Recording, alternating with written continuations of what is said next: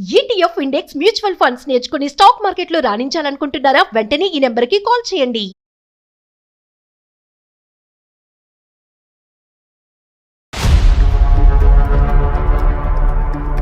కూతురు పెళ్లి పెట్టుకొని ఈ వయసులో పెళ్లింది నీకు. కూతురికి పెళ్ళేంటి, ఈవిడికి విడాకులేంటి?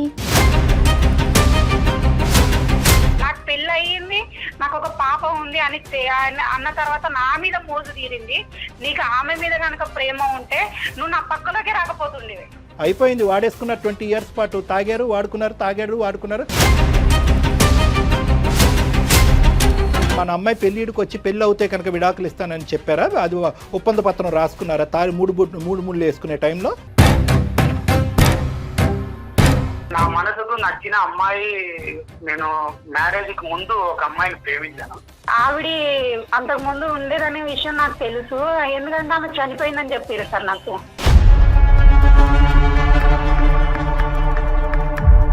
అదేంటండి, ఇంకొక 6 నెలల్లో మీ పాపకి పెళ్లి పెట్టుకున్నారు కదా, పెళ్ళే అవ్వలేదని చెప్పకపోతే ఎట్లాగా ప్రసాద్ గారు?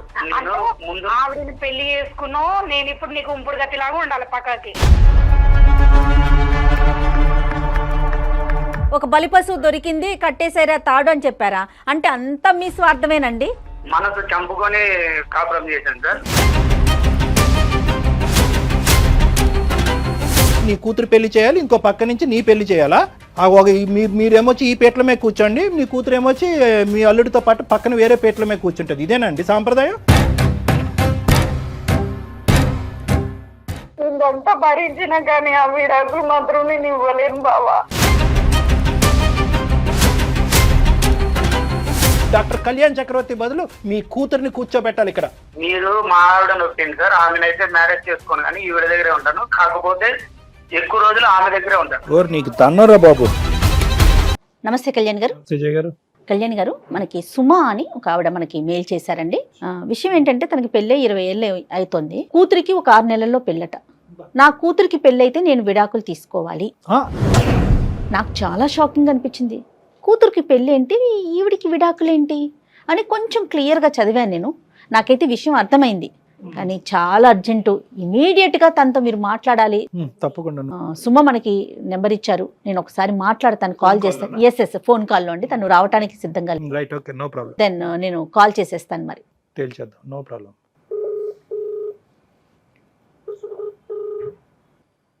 హలో, నమస్తే అండి, సుమగారా?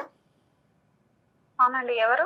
నేను జయానండి, అందమైన జీవితం ప్రోగ్రామ్ నుంచి కాల్ చేస్తున్నాను. మేడం మేడం, మీ కాల్ కోసం చాలా రోజుల నుంచి వెయిట్ చేస్తున్నా మేడం. రైట్. అందుకనే ఇమీడియట్గా ఫస్ట్ మీతోనే మాట్లాడాలని చెప్పి ప్రయారిటీ మీకే ఇచ్చామండి. అయితే నాతో పాటు డాక్టర్ కళ్యాణ్ గారు కూడా ఉన్నారు స్టూడియోలో. ఫ్రీగా ఉన్నారండి? ఫ్రీగానే ఉన్నాను మేడం. మాట్లాడటానికి అవకాశం ఉంది కదా? ఉన్నాను మేడం. రైట్. డాక్టర్ గారితో ఒకసారి మాట్లాడండి. చెప్పమ్మా, కష్టం ఏంటో చెప్తాను. చెప్పండి సుమా. సార్, నాకు ఒక పాప ఉంది. నా పేరు సుమా సార్. మా ఆయన పేరు ప్రసాద్. ఆ పాప పెళ్లి అయిపోయిన తర్వాత నాకు విడాకులు అని చెప్తున్నారు. పాప పెళ్ళైనాక విడాకులు? ఇదేంటమ్మా, చాలా విచిత్రంగా ఉంది అసలు. అందుకే మేడం నేను చాలా రోజుల నుంచి వెయిట్ చేస్తున్నా, మీరు నాకు సలహా ఇస్తారేమని మీ వల్ల. చెప్పమ్మా, వివరాలు చెప్పమ్మా. పెళ్లి ఎప్పుడైంది, ఎలా జరిగింది పెళ్లి? మీది అరేంజ్డ్ మ్యారేజ్, లవ్ మ్యారేజ్? వివరాలు చెప్పమ్మా. Arranged marriage sir. అది తనకి అంతకు ముందుకు లవర్ ఉండేది, నిషా అనే అమ్మాయి సార్. నిషా అనే అమ్మాయి ఉండేది. అయితే ఆవిడ అంతకు ముందు ఉండేదనే విషయం నాకు తెలుసు. ఎందుకంటే ఆమె చనిపోయిందని చెప్పారు సార్ నాకు. పెళ్ళైన టైంకి చనిపోయింది కాబట్టి మిమ్మల్ని చేసుకుంటున్నాం అని చెప్పారు. మీదైతే అరేంజ్డ్ మ్యారేజ్? అవును సార్. సరే. అయితే నాకు దూరం చుట్టాలన్నమాట వాళ్ళు. ప్రసాద్ వాళ్ళు వరుసకి బావ అవుతారు సార్ నాకు. ఓకే. అయితే ఒక 6 నెలలు ఉంది సార్ నా పాప పెళ్లి. కాదమ్మా, పెళ్ళైనప్పుడు మీతో ఎలా ఉండేవాడు ఆయన ప్రసాద్? మీతో అంటే ఆ విషయాన్ని, ఇప్పుడు నిషా అనే అమ్మాయి చనిపోయింది అంటున్నారు, ఓకే, అది మర్చిపోయి సజావుగా అంటే మామూలుగానే ఉండేవాడా? మామూలుగా అంటే ఏదో వస్తున్నా, తింటున్నా, వెళ్తున్నా అన్నట్లే ఉంటుండే మేడం. కుటుంబ బాధ్యతలు అవి తీసుకోవటం అట్లాంటివి ఏం లేవు. ఏం చేస్తుంటాడమ్మా ఆయన? బాధ్యతలు అంటే కొంచెం నార్మల్ గా ఉంటుండే, అంటే ఆయన వల్ల ఇబ్బంది ఏం లేదు. నేను ఒక నేనైతే నార్మల్ గానే ఉంటుండే మేడం, నాతో గొడవ పడడం అవి ఇవి ఏం లేవు, కానీ బాగా తాగుతాడు మేడం. అమ్మా, ఒకటి ఎందుకు తాగుతున్నావు అని చెప్తే మాత్రం నేను ఆ అమ్మాయిని మర్చిపోవడానికి ఆ అమ్మాయి గుర్తొచ్చి నేను తాగుతాను అని చెప్పిండు. నేను కూడా అప్పటి నుంచి నేను ఏం అడగలేదు. నిషా అనే అమ్మాయి చనిపోవటం వరకు జరిగింది, కానీ ఇతని మనసులో స్థానం మాత్రం అలాగే ఉందన్నమాట, పదిలంగా. అంతే కదమ్మా? అవును సార్. పచ్చబొట్టు కూడా ఉంటది సార్. ఆమె ఎక్కువ ప్రేమించిన అని చెప్పేసి పచ్చబొట్టు పొడిపించుకున్నాడు గుండె మీద. గుండెల మీద. అయితే నాతో ఉంటాడు కానీ ఆ అమ్మాయి గుర్తొస్తుంది అది కూడా చెప్పిండు సార్. చెప్తే నేను కూడా నార్మల్ గానే ఉన్నా, ఏదో ఇంకా పెళ్లి అయిపోయింది అది అనేసి, ఆమె లేదు కదా అనేసి నేను కూడా ఆమె లేదన్నట్టే ఉంటున్నా. మీరు కంఫర్టింగ్ గానే మిమ్మల్ని ఒప్పించుంటారు. అతను ఏమొచ్చి తాగుతున్నాడు, అతను ఆ బాధల్లో కూరుకుపోతున్నాడు, అతను డైవర్ట్ చేయడం గురించి పెద్దలు ఏమొచ్చి అమ్మ అదంతా అయిపోయిందమ్మా, అమ్మాయి చనిపోయిందమ్మా, దామ్మ దగ్గర బంధువులే చేసుకుందాం అనగానే నువ్వు తల ఊపావు. అంతే కదమ్మా? అంతే సార్. అయితే ఏంటంటే మనసులో ఉన్నదా లేదా, ఉంటే గింటే కనుక ఎలా తీయాలి అని అనుకుంటున్నాడు, తాగుడు ద్వారానే మర్చిపోవాలని అనుకుంటున్నాడా, ఒకప్పుడు తాగుడికే బానిస అవుతే కనుక ఫ్యూచర్ ఎలా ఉండబోతుందని లోతుగా నువ్వైతే విశ్లేషించలేదు, పెద్దలు ఒప్పించారు, చేసుకున్నావు. అంతే కదమ్మా? ఇప్పుడు తాగుడికి బానిస అయ్యాడమ్మా? రోజు కొడతాడా? కొట్టడం అలాంటివి ఏం చెయ్యదు సార్. తాగుతాడా? తాగుతాడు అంతే రోజు. సార్. ఏంటమ్మా, వ్యాపారమా ఉద్యోగం అతను చేసేది? జాబ్ చేస్తారు సార్. ఇప్పుడు నీ బిడ్డకి 22 సంవత్సరాలమ్మా? 22 సంవత్సరాలు సార్. ఒకతే పాప? నెలలలో పెళ్లి ఉంది. ఆ పెళ్లి అవగానే నాకు విడాకులు అని నాకు చెప్తున్నాడు సార్. నేను అసలు నేను ఏమైపోవాలి, నేను ఎక్కడికి వెళ్ళాలి, నాకేం తోచట్లేదు సార్. అప్పుడు మా వరకు రాకముందు నువ్వు ఎవరి దగ్గరికి పోలే, అంతే కదా? పోలేదు సార్. నాకు ఎక్కడ ఎవరు చెప్పుకోవాలన్నా నా బాధ తెలియట్లేదు. నీకేమనిపిస్తుంది అంటే ఎందుకు ఇంత నిర్ణయం తీసుకున్నాడు అట్లా? నీకే అంటే నీ వరకు నీకేమన్నా తోచిందా తల్లి? నాకేం తెలియదు మేడం. అయ్యయ్యో, పాప వరకు చెప్పావమ్మా? పాపకి ఏమైనా అర్థమైందా ఇది? పాపకి తెలియదు, వాళ్ళకి తెలిస్తే ఏమవుతుంది ఏంటి అని. అతనితో ఒకసారి మనం మాట్లాడటానికి అవకాశం ఉంటుందా? నేను కాల్ చేయనా సార్? ఒకసారి కనెక్ట్ చేయండి సుమా. చేస్తున్నాను. మీరు మాట్లాడే వ్యక్తి ఆమె పిల్ల ఎక్కడి నుంచి వచ్చింది? దయచేసి లైన్ లో వేచి ఉండండి. చాలా మంది ఇలా ఉంటారండి. పిల్లలే ఇంపార్టెంట్. అంతే, పిల్లలే. తను లేనిదే పిల్లలు లేరు, లేదా అతను లేనిదే. హలో, ఏమి టైంలో ఫోన్ చేసిన? ఎక్కడున్నారు మీరు? ఏదో బయట ఉన్నాను, చెప్పే వచ్చా కదా. నార్మల్ గా ఫోన్ చేశాను బావా. ఇక్కడ అందమైన జీవితం అనే ప్రోగ్రామ్ వాళ్ళు కాన్ఫరెన్స్ లో ఉన్నారు, కొంచెం మాట్లాడతారా? ఏంటిది? ఏం లేదు బావా, నార్మల్ గానే. భయపడిపోతున్నా. నమస్తే అండి ప్రసాద్ గారు నమస్కారం అండి. సారీ అండి, మీకు చెప్పకుండా మిమ్మల్ని మేము మీ కాన్ఫరెన్స్ కలపాల్సి వచ్చింది, వేరేలాగా అనుకోవద్దు. నేను జయానండి, అందమైన జీవితం ప్రోగ్రామ్ నుంచి, సుమన్ టీవీ నుంచి కాల్ చేస్తున్నాను. నాతో పాటు డాక్టర్ కళ్యాణ్ చక్రవర్తి గారు కూడా ఉన్నారు. ప్రసాద్ గారు నమస్తే అండి. సార్ నమస్తే సార్. మీకు చెప్పపెట్టకుండా ఫోన్ చేసినందుకు క్షమించండి. పర్లేదు సార్, చెప్పండి సార్. అంటే ఏం లేదు, చిన్న సందిగ్ధ పరిస్థితి, చిన్నదానాలో పెద్దదానాలో లేదంటే తెలియక అంశం తెలియని అంశం తెలియదు, కానీ ఇప్పుడు ఆవిడతో మీరు అన్నారంట పిల్ల పెళ్ళి అనేటటువంటిది ఎంత సంతోషకరమైనటువంటి అంశం, దాంతో పాటు మనకు కూడా మన ఇద్దరి మధ్యన కూడా గుడ్ బై అన్నారంట మీరు. ఏంటండి అది? ఇప్పుడు ఇన్నేళ్ళు మనసు చంపుకొని కాపురం చేశాను సార్. అంటే మా భార్యని తప్పుగా అనట్లేదు. ఒకటి, నా మనసుకు నచ్చిన అమ్మాయి, నేను మ్యారేజ్ కి ముందు ఒక అమ్మాయిని ప్రేమించాను. ఏంటి ఇప్పుడు ఆవిడ చనిపోయింది సార్? ఇప్పుడు నేను 1997లో హైదరాబాద్ వచ్చాను సార్ కోర్స్ గురించి. Okay sir. అప్పుడు నాకు ఇక్కడ ఒక బస్ స్టాప్ లో ఒక అమ్మాయి పరిచయం అయింది. ఆ అమ్మాయి వచ్చి నర్సు సార్. ఓకే. నేను ఆ అమ్మాయి గాఢంగా ప్రేమించుకున్నాను సార్. ఎంత ప్రేమ అంటే ఒకరిని విడిచి ఒకరు ఉండలేనంత పరిస్థితి. అంటే నా కోర్స్ అయిపోయిన తర్వాత కూడా ఆమె కోర్స్ అయిపోవాలని చెప్పి ఆమె కోసం 3 ఏళ్ళు వెయిట్ చేశాను సార్. Okay okay. నేను ఎంతగా ప్రేమించానంటే మా తల్లిదండ్రులను కూడా అంతగా ప్రేమించాను సార్. అంత ఇష్టపడ్డాను ఆమెని. ఆమె కూడా మిమ్మల్ని, ఆమె కూడా నన్ను అంతే ఇష్టపడింది సార్. ఓకే. అది మేము మ్యారేజ్ చేసుకున్నామని ఇంట్లో వాళ్ళని ఒప్పిద్దామని చెప్పి, ఆమె మా ఇంట్లో వాళ్ళు నేను ఒప్పిస్తాను, మీ ఇంట్లో వాళ్ళు మీరు ఒప్పించండి అని చెప్పి మేము ఊరికి వచ్చేసాను సార్. నేను ఓకే. వచ్చేసిన తర్వాత ఒక నెల 2 నెలలు అయింది సార్. ఆమె నుంచి ఏ రెస్పాన్స్ రాలేదు సార్ నాకు. ఇంకా నాకు నేను పిచ్చెక్కి ఏమైంది అని ఒక టీవీలో ఎదారితో ఆమె కోసం ఎంక్వైరీ చేశాను సార్. వాళ్ళ ఊరికి వెళ్ళాను. వాళ్ళ ఊరికి వెళ్తే ఆమె చనిపోయింది లేదండి, వాళ్ళ అమ్మ వాళ్ళ నాయన కానీ ఎక్కడి నుంచి వచ్చారు, ఆమె చనిపోయింది, అందుకు వాళ్ళ అమ్మ వాళ్ళ నాయన కూడా వెళ్ళిపోయారు అని చెప్పారు. ఎవరు చెప్పారండి? వాళ్ళ స్నేహితులు, బంధువులు అట్లా ఎవరు? పక్కన ఇంటి దగ్గర ఉంటారు కదా. Okay okay. ఎలా చనిపోయింది? వాళ్ళు అది చెప్పలేదు మేడం. చనిపోయింది అని అంటేనే నేను ఆ షాక్ గురైనా మేడం. అసలు ఏమీ అడగలేదు మేడం. ఇంకా చనిపోయింది అంటేనే నా ప్రాణం ఇంకా లేదు మేడం అనుకుని ఇట్లు నెయ్యి తిరిగాను మేడం. ఏం చేయాలో తెలియట్లేదు. అప్పుడు ఒక తాగుడుకు బానేసాను, ఏం చేయాలో తెలీదు. ఇంకా అసలు డిప్రెస్ లేక వెళ్ళిపోయాను మేడం. మా అమ్మ మా నాన్న ఇంకా వీడిలాగా ఉంటే పిచ్చోడైపోతాడని చెప్పి మా దూరప చుట్టాలమ్మాయి మేడం, మా బంధువులు సుమా మా దూర బంధువులు. కాకపోతే నేను ఒకటే చెప్పాను మేడం, వాళ్ళ అమ్మ వాళ్ళ నాన్నగారు చెప్పండి, నా మ్యాటర్ చెప్పండి, నేను ఇలా ఒక అమ్మాయిని ప్రేమించానని చెప్పి మళ్ళీ ఆ అమ్మాయిని చెప్పండి ఒక మాట. ఎందుకంటే రేపు పొద్దున తెలిసినా గానీ మనస్పర్ధలు రాకూడదు మా ఇద్దరి మధ్యలో అని చెప్పాను మేడం. చెప్తే ఈమె సరే అండి, సరే ఏం పర్లేదు అని. ఆమె అంటే నాకు ఎంత ఇష్టం అంటే నా ప్రాణం మేడం. ఇప్పుడు నువ్వు కూడా నాకు ప్రాణం అయిపోయావు.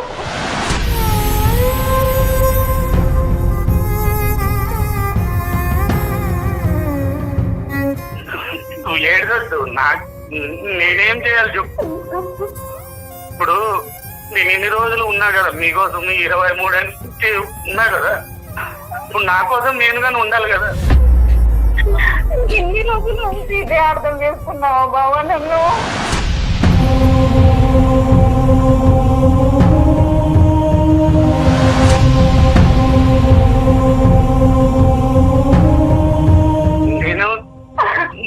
నువ్వు నన్ను అర్థం చేసుకోవట్లేదు. నా మనసు నువ్వు అర్థం చేసుకోవట్లేదు. నువ్వు నన్ను అర్థం చేసుకుంటే ఇట్లా బాధపడి చెప్పవు. సరే బావా. ప్రసాద్ గారు సుమా శారీరకంగా కానీ ఎందులోనన్నా నిన్ను ఇబ్బంది పెట్టానా? నేను అన్నానా? నాలో ఏమైనా లోపం ఉందా బావా? లేదమ్మా, నేను చెప్పానా? లేదు. అవన్నీ కాకపోతే నేను నీకు తెలుసు నా మనసులో ప్రేమ ఉందని. కాకపోతే నేను ఆ ప్రేమ నీకు తెలుసు నా ప్రేమ వేరే. ఇదంతా భరించినా కానీ ఆ విడాకులు మాత్రం నేను ఇవ్వలేను బావా.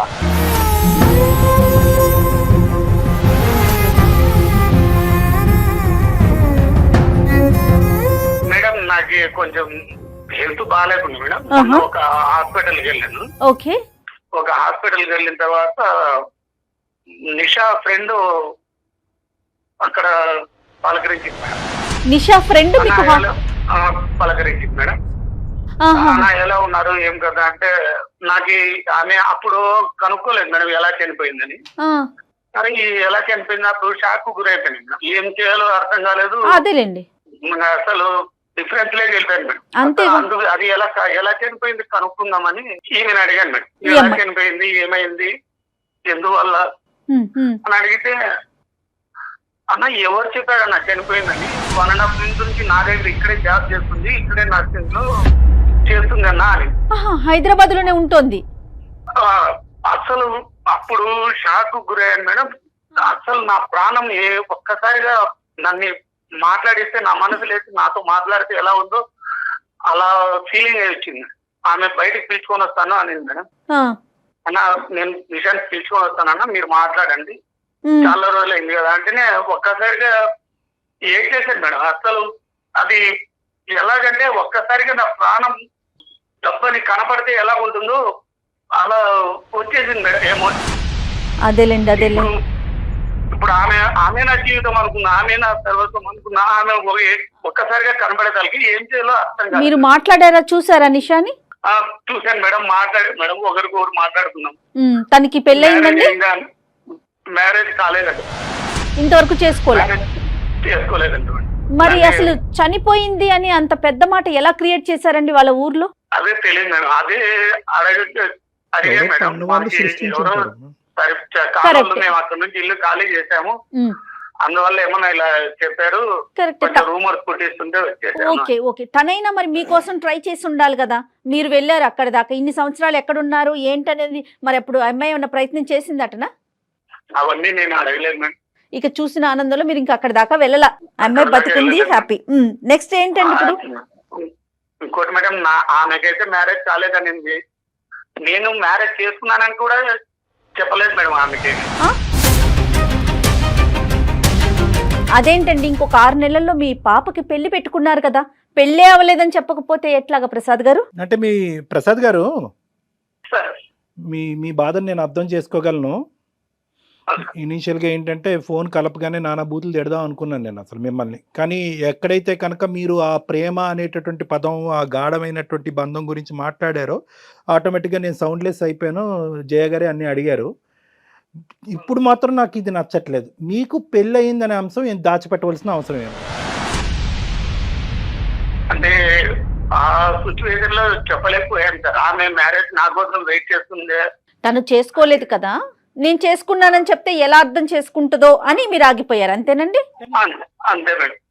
ఓకే ఓకే, అంతేనా? లేదంటే ఆలోచించి తర్వాత చెప్దామని అనుకున్నారా? ఇప్పుడు పెళ్ళి అయింది ఒకటి ప్రసాద్ గారు, పెళ్ళి అయ్యిందా అని అడిగితే కనుక అయ్యింది అనేది మీరు దాచిపెట్టడానికి అంటే ఏమని చెప్పారు? అక్కడ అవ్వలేదని చెప్పారా? లేదంటే ఏదో చెప్పాలి కదా సమాధానం. అంటే సార్ అడిగితే అంటే నిదానంగానే ఇలా చెప్తాము అని అనుకున్నాం సార్. ఆమె మాట దాటేసేసారు, దాటి డైవర్ట్ చేశాను సార్. మరి స్వార్థం కదా సార్ అది. ఇప్పుడు వరకు ప్రేమ అన్నారు, జీవితం అన్నారు, ఆ అమ్మాయి నా సర్వస్వం అన్నారు. ఆ అమ్మాయి పక్కన భార్యని లైన్లో పెట్టి పాపం ఆ అమ్మాయి ఇంకా బతుకుంది, అది గ్రేట్. మీ ఆవిడకి శతకోటి వందనాలు. అవును మేడం, శతకోటి వందనాలు మీ భార్య గారికి. ఆవిడకి పాదాభివందనాలు చేయాలి నిజంగా. ఎందుకంటే కనుక ఒక ఆడది 20-21 సంవత్సరాల పాటు భర్త మనసులో వేరే వాళ్ళ స్థానంలో పెట్టుకున్న భర్త 1-10 సార్లు పక్కన పడుకున్నా, కుర్చీలో కూర్చున్నా, భోజనం వడ్డిస్తున్నా, ఇవన్నీ కూడా నువ్వు నాకు సేవకురాలుగా చేస్తున్నావే కానీ నీ మనసులో నీకు స్థానం లేదు అనేటటువంటి మాట వింటూ భరిస్తూ ఆవిడ ఇక్కడి వరకు ప్రయాణం చేస్తుంది. చూడండి, ఈ దరిద్రమైనటువంటి న్యూస్ వినటం గురించి ఆవిడకి హ్యాట్స్ ఆఫ్ నిజంగా. కేవలం దాచిపెట్టడానికి కారణం ఏంటంటే మీకు ఒక ప్లాన్ ఆఫ్ యాక్షన్ అనేది ముందుగానే క్రియేట్ అయింది. ఏంటంటే ఇక్కడికి రావాలి, ఇక్కడికి మీ భార్యకి ఏదైతే ఇప్పుడు ఒక బ్రేకింగ్ న్యూస్ చెప్పారో గుడ్ బై చెప్పాలి అనేటటువంటిదా? అందుకే సరే ఇప్పుడు మా ఆవిడకి ఆల్రెడీ తెలుసు సార్. ముందే నేను మ్యారేజ్ ముందే అని చెప్పాను. నా మనసు చనిపోయిందని కదా తెలుసు సార్. గురుగారు, నేను చాలా ముదురు క్యాండిడేట్. నాకు ఇలాంటి అంశాలు నాకు బాగా తెలుసు. ఏమని చెప్పారు? ఆ అమ్మాయి నా మనసులో ఉందనే చెప్పారు కానీ రేపొద్దున చచ్చి ఆ అమ్మాయి బతికిన తర్వాత నీకు విడాకులు ఇస్తానని చెప్పారా? లేదంటే మన అమ్మాయి పెళ్ళిడికి వచ్చి పెళ్ళి అవుతే కనుక విడాకులు ఇస్తానని చెప్పారా? అది ఒప్పంద పత్రం రాసుకున్నారా? మూడు ముళ్ళు వేసుకునే టైంలో పెద్దవాళ్ళకి చెప్పారా? సార్ ఒకటి సార్, చనిపోయిన అమ్మాయి బతికొస్తుందని నేను అనుకోలేదు కదా. అనుకోనప్పుడు ఇప్పటికి కూడా చనిపోయిందని అనుకోవాలి. Point to be noted sir. అసలు ఈ విషయం సుమాకి తెలుసా? ఈ అమ్మాయి నిషా బతికుందన్న విషయం నాకు అదొక డౌట్ వస్తుంది. అమ్మ తను సైలెంట్ అయిపోయింది కదా. సైలెంట్ అయిపోయి ఏంటమ్మా నిషా బతుకుందంట? నాకేం మాట్లాడాలో కూడా అర్థం కావట్లేదు సార్. ఇన్ని రోజులు నేను సైలెంట్ గా ఉన్నా అని చెప్పి ఇక్కడ దాకా తీసుకొచ్చిన వాళ్ళు. ఇప్పుడు నిన్నేళ్ళ నుంచి నీకు తెలుసు, నా మనసు తెలుసు, ఎప్పుడన్నా ఇప్పుడైనా ఇంకా ఎప్పటి నుంచో సాగుతుంది ఈ రంకు వ్యవహారం.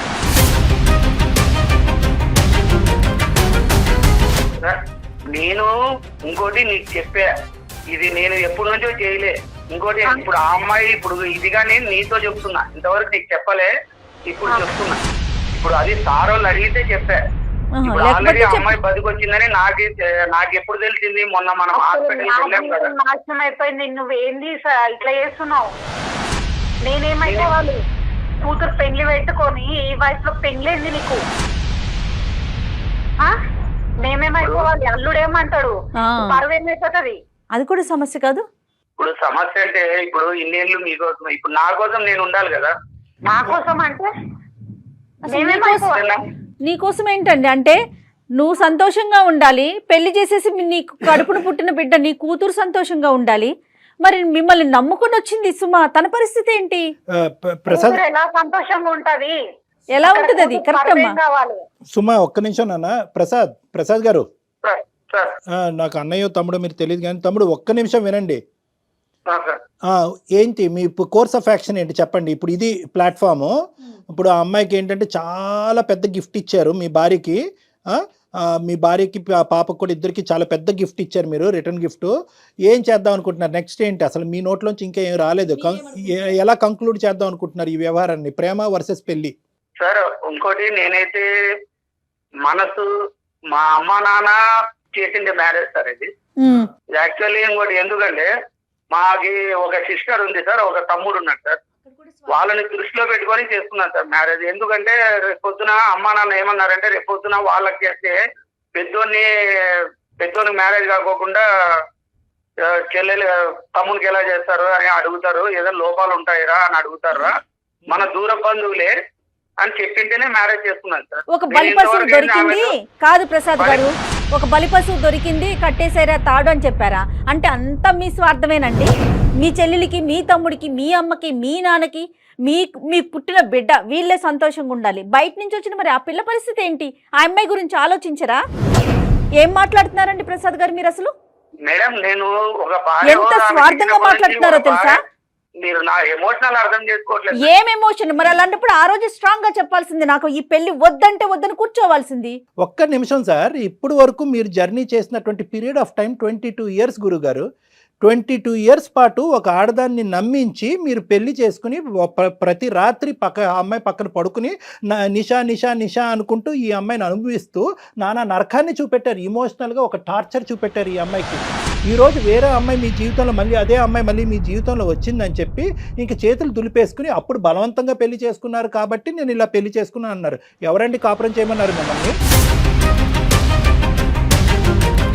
నేను మా సంసార జీవితంలో ఆమెకి ఏ రోజన్నా నేను ఏదో తాగినా తిన్నా, ఏ రోజైనా కొట్టానా తిట్టానా?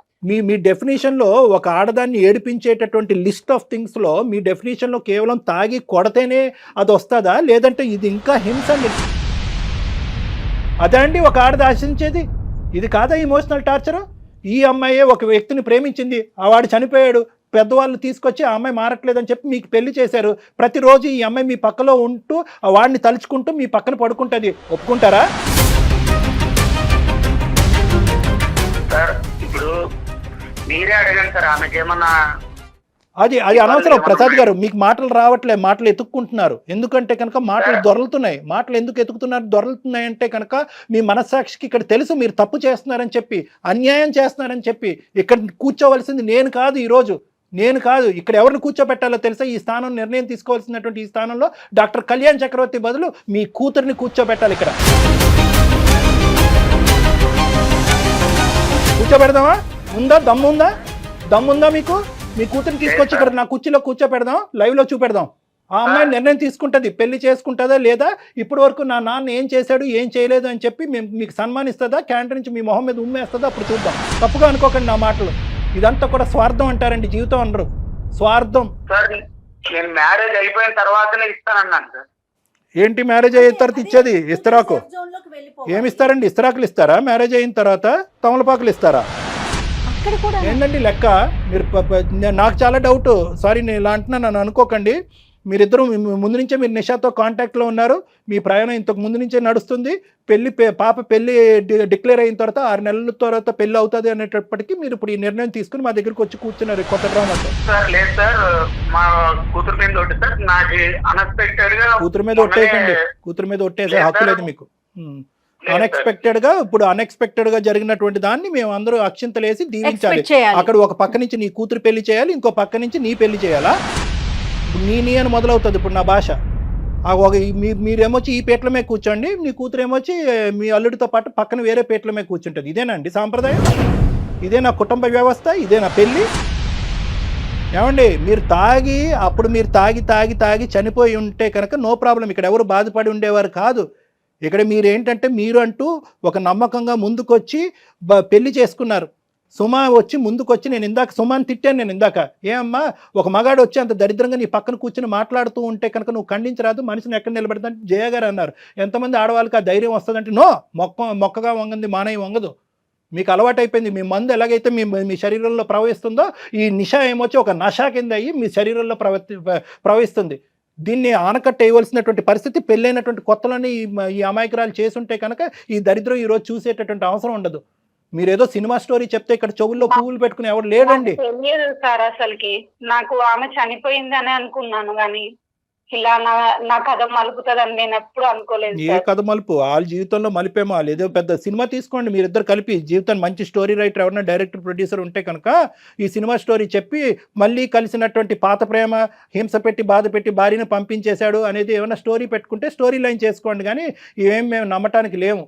ఇప్పుడు మీరు ఏం చేద్దాం అనుకుంటున్నారు? ఒకటి మీరు ఏం చేద్దాం అనుకుంటున్నారు చెప్పండి. ఇప్పుడు మా ఆవిడనే చెప్పమానండి సార్, ఏం చేద్దాం? ఆవిడెందుకు చెప్తుందండి? నిషాని తీసుకొచ్చింది మీరు, మీ ఆవిడ కాదు. ఏం చేద్దాం అనుకుంటున్నారు? నిషాతో ఏం చేస్తారు, సుమతో ఏం చేస్తారు, మీ కూతురుతో ఏం చేస్తారు? అది ఫస్ట్ లెక్క తేల్చండి. ఇక్కడ తర్వాత మీతో మాట్లాడు. మీరు మా ఆవిడ నొప్పింది సార్, ఆమెనైతే మ్యారేజ్ చేసుకోను కానీ ఈవిడ దగ్గరే ఉంటాను. కాకపోతే ఎక్కువ రోజులు ఆమె దగ్గరే ఉంటాను.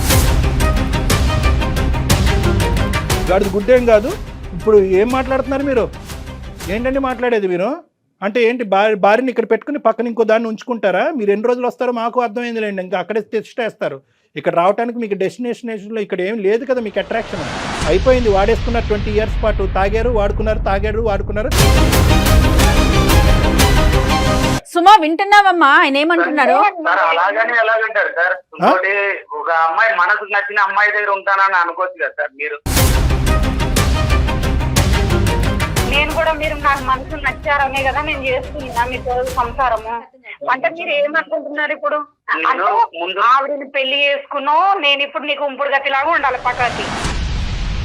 ఆమె మ్యారేజ్ చేసుకోను, నిన్ను వదిలిపెట్టాను. నువ్వు అంతగా పెళ్లి కాలేదనేసి నువ్వు ఆమె ఎంట పడతావా? ఇప్పుడు నాకు పెళ్లి అయ్యింది, నాకు ఒక పాప ఉంది అని అన్న తర్వాత నా మీద మోజు తీరింది. నీకు ఆమె మీద కనుక ప్రేమ ఉంటే నువ్వు నా పక్కలోకి రాకపోతుంది. బిడ్డను కూడా కనకపోతుండే. అసలు నిషా కూతురుందని తను యాక్సెప్ట్ చేస్తుందేమో, అప్పుడు చూద్దాం. అక్కడ దాచిపెట్టాడు. నిదానంగా చెప్దాం అనుకున్నాను. ఆ అమ్మాయి నా కోసం వెయిట్ చేసిందంటే ఆమె నన్ను ఎంత ప్రేమిస్తుందనే నేను అనుకుంటున్నాను. ఏం మాట్లాడుతున్నా? నా ప్రేమ అర్థం కాలేదు, దాని ప్రేమ నీకు అర్థమైంది. 20 ఏళ్ళు కాపురం చేసింది. ఏమయ్యా? ఏదయ్యా ప్రేమ? ఏంటి ప్రేమ? సంసారం చేసింది నా దగ్గర. ఏ నీ భార్య నీకు ఇచ్చింది ప్రేమ కాదా? నీ కూతురు నమ్ముకుని ఇప్పుడుతో పాటు నీతో పాటు తండ్రి ఎంతో పవిత్రమైనటువంటి మనిషి అని చెప్పి ఊహించుకుంటుంది. బొమ్మలాగా ఉన్నా ఇంట్లో కదా, నువ్వు ఆట ఆడితే నువ్వు ఆడేలాగా. ఒకటి ప్రసాద్ గారు, నేను ఒక్కటి చెప్తున్నాను వినండి.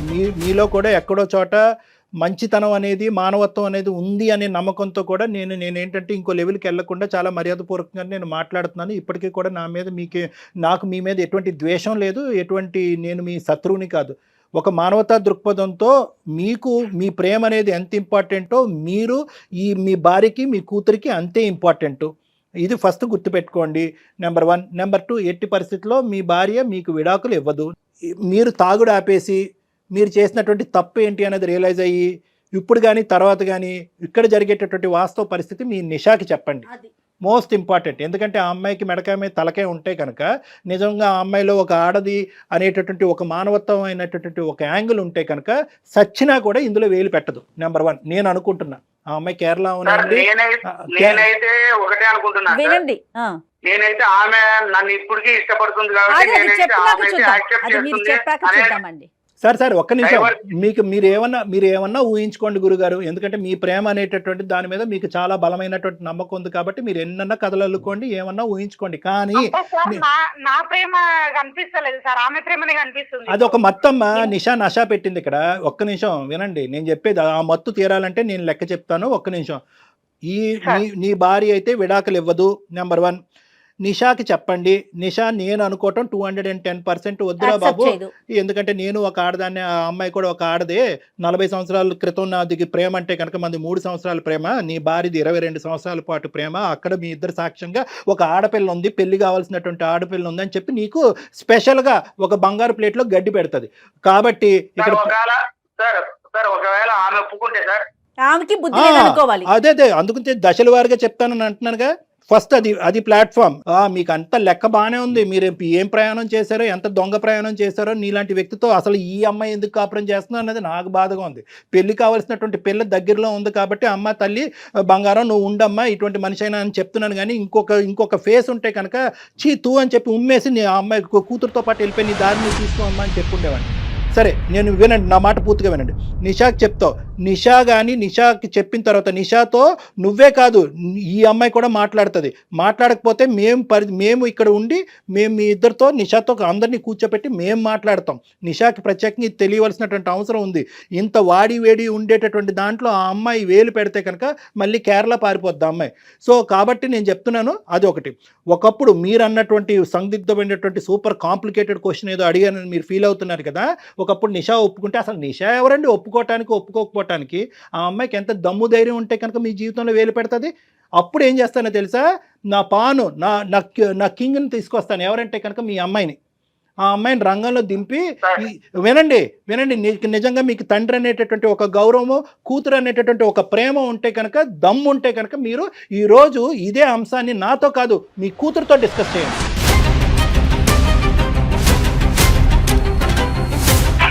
సార్ అమ్మాయి తీసుకురావద్దండి సార్, అమ్మాయికి చెప్పొద్దండి సార్. తప్పకుండానే వ్యవహారం నడిపిస్తారు. అమ్మాయి అంటే నాకు చాలా ఇష్టం సార్. అమ్మాయి లేదండి, ఇది దాగుడు మూతల దాంపత్యం కాదండి. ఇక్కడ ఏంటంటే అందరికీ ఇదేదో మీరు సీక్రెట్గా ఏదో పాత ప్రేమ మళ్ళీ పులకరించింది అనేటటువంటి మత్తులో ఏంటంటే మొత్తం అందరినీ కప్పేసి భార్యను ఒప్పించేసి ఇప్పుడు వరకు భరించినటువంటి 100 సార్లు 1000 సార్లు 1,00,000 సార్లు నిషా అనేటటువంటి పేరు తీసుకొచ్చినా కూడా ఏమీ కదలకుండా మెదలకుండా నా భార్య ఉంది కాబట్టి ఇప్పుడు ఈ కొత్త మళ్ళీ నిషాని ప్రవేశపెడితే కనుక రామ మహాలక్ష్మి అని చెప్పి స్వాగతిస్తుందని చెప్పి మీరు ఈ డ్రామా ఆడారు. ఇక్కడ ఎక్కడ కూడా ఏది దాచిపెట్టలేం. మీ తల్లిదండ్రులకు తెలుస్తుంది, ఆ అమ్మాయి తల్లిదండ్రులకు తెలుస్తుంది, నిషాకి తెలుస్తుంది, మీ కూతురికి తెలుస్తుంది. సమాజంలో ఎవరైతే కనుక మీ ఇద్దరి జీవితంలో ఉండేటటువంటి ముఖ్యమైనటువంటి వ్యక్తులు ఎవరైతే ఉన్నారో అందరికీ తెలుస్తుంది. ఇది సీక్రెట్గా ఉంచేటటువంటి అంశం కాదు. ఇంత రిస్క్ అయినా కూడా నేను తీసుకోవటానికి నేను మగాడిని, నేను ఇది అని అనుకుంటే కనుక మీరు రెడీగా ఉండండి, మేము రెడీగా ఉంటాం. ఇంకా 4వ ఫేస్ ఒకటి కూడా చెప్తాను, 4వ ఫేస్ కూడా చెప్తాను, కూతురికి చెప్పదని. 4వ ఫేస్ ఏంటంటే కనుక ఇది నా పరిధిలో లేనటువంటి 4వ ఫేస్. అదేంటంటే పోలీసులు, లాయర్. ఆ ఫేస్కి కూడా మీరు మెంటల్గా ప్రిపేర్ అవ్వండి. ఇన్ని దాటుకుని మీరు ఆ నిషాని కాపాడుకునే ప్రయత్నం చేస్తారా? ఎవడ కర్మ రాసి పెట్టుందని చెప్పి మేము వదిలేస్తాం. లేదు సార్, నాకు ఇప్పుడు బుద్ధి గడ్డి తిన్నాను, నాకు ఇప్పుడు కనువిప్పు కలిగింది, జీవితం అంటే ఏంటి, పెళ్ళి అంటే ఏంటి, భార్య అంటే ఏంటి, కూతురు అంటే ఏంటి అర్థమైందని అనుకుంటే కనుక ఎస్ రెడీ, మేము వెనక్కి తగ్గిపోతాం. మీ భార్యని మీ కుటుంబాన్ని మీరు కాపాడుకోండి. సార్ పోలీసులు కేసులు ఇవన్నీ ఎందుకు సార్? అందుకే కదా సార్ నేను నా భార్యకి చెప్పాను. ఒకసారి మీరు వినండి సార్ ఆమె ఏం చెప్తుందో. ఏం చెప్తాది? ఆమె చెప్పేది ఏం లేదు, ఆ అమ్మాయి మాట్లాడి మేము మాట్లాడాం, ఇదే లెక్క. సుమా నువ్వేం చెప్తావమ్మా? ఆవిడేం కేసు పెట్టాలి మేడం. కేసు పెట్టాలి. Very good. కేసు పెట్టాలి, తప్పకుండా పెట్టాలి. నేను వస్తాను నీతో పాటు. నువ్వు స్ట్రాంగ్ గా మాట్లాడాలి తల్లి, నువ్వు స్ట్రాంగ్ గా మాట్లాడాలి కాబట్టి ఇప్పుడు ఇక్కడ దాకా తీసుకొచ్చావు. అవును మేడం. ఇప్పటికైనా మారాలి. ఇంకా ఎన్ని రోజులని కప్పి పెడతారమ్మా, ఎన్ని రోజులని కప్పి పెట్టుకుంటారు ఇలాంటి విషయాలన? డాక్టర్ గారు చెప్పినట్టుగా నేనేమనుకున్నా అంటే ఉన్నాడు కదా ఏదో ఉంది, నన్ను చేసిర్రు, మా అమ్మ వాళ్ళ పరువు పోకూడదు. తల్లి అమ్మ పరువు నీ ఒక్కవైపే కాదు కదా, రెండు వైపులా ఉండాలి. నేను గాని మా అమ్మ మా నాన్న కోసము, ఇప్పుడు మన కూతురు కోసమే కదా నేను గాని ఉన్నాను. ఇప్పుడు నీకు సిగ్గుందా? నీ కూతురు పెండ్లి పెట్టుకుని మరి అట్లా చేసుకున్నావు? ఒక్క మాట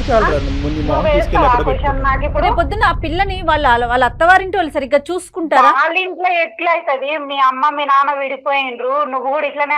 ఆమెకి ఎంత టార్చర్ ఉంటది, ఆమె కూడా ఇట్లనే అయిపోవాలా? ఆమె జీవితం గురించి ఆలోచించినావా?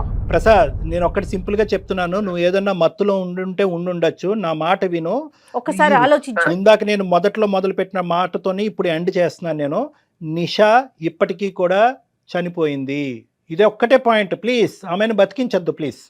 ఆ అమ్మాయిని బతికించద్దు. అంటే నేను ఏమంటున్నానంటే మానసికంగా చెప్తున్నాను. ఆ అమ్మాయి జీవితాన్ని కొనసాగుతుంది. ఆ అమ్మాయి పెళ్లి చేసుకుంటుందా ఇంకోటి చేసుకుంటుందా అనేటటువంటిది ఆ అమ్మాయి ఇష్టం. ఉద్యోగం చేసుకుంటుంది. నువ్వు డిస్టర్బ్ అయ్యి దయచేసి ఆ అమ్మాయిని డిస్టర్బ్ అవ్వద్దు. మీరిద్దరు కూడా ఎటువంటి కాంటాక్ట్లో ఉండొద్దు. ఒకప్పుడు కాంటాక్ట్ గురించి ఇలా పరితపించిపోతుంటే కనుక నేను ఒకడిని ఉన్నాను. నేను మీ ఇద్దరికి కూర్చోపెట్టి ఏది కరెక్ట్ ఏది రాంగ్ అని చెప్పి మిమ్మల్ని ఇద్దరిని పూర్తి స్థాయిలో జీవితాంతం విడగొట్టేటటువంటి ప్రయత్నం చేస్తాను. సిగ్గు లేకుండా చెప్తున్నా, విడగొట్టేటటువంటి ప్రయత్నం చేస్తాను నిన్ను నిషాని. ఎందుకంటే ఒక కుటుంబాన్ని, ఒక వ్యవస్థని, ఒక మ్యారేజ్ని కాపాడుకోవాల్సినటువంటి ప్రయత్నంలో ప్రేమని చంపటంలో ఎటువంటి తప్పు లేదు.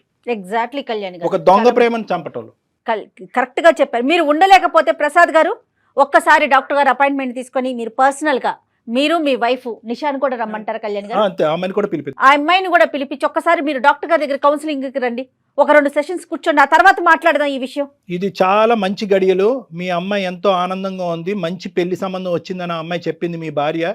దయచేసి ఈ మధుర క్షణాలని చెడగొట్టుకోకండి ప్లీజ్. మీ వల్ల పిల్లల జీవితం నాశనం చేయకండి సార్. మీరు చెప్తుంటే ఇప్పుడు నాకే అర్థమవుతుంది సార్.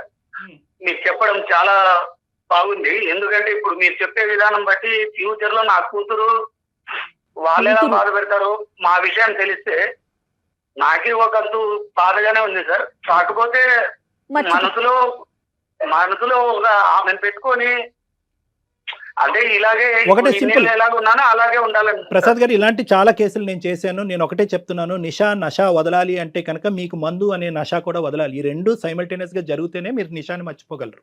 అర్థమవుతుంది కదా?